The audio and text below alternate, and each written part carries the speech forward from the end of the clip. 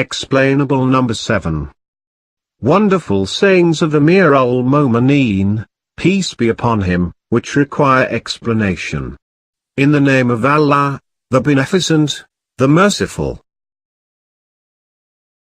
Amir al-Mu'mineen, peace be upon him, arranged a force for advancing for jihad and said, "Turn away from women so far as you can."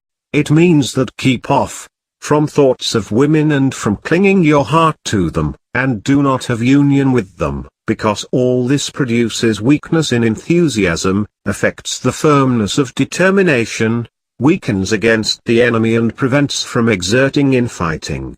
Whatever prevents from something is called azaba anhu. That is, turned away from it. Thus, azib and azub mean one who gives up eating and drinking,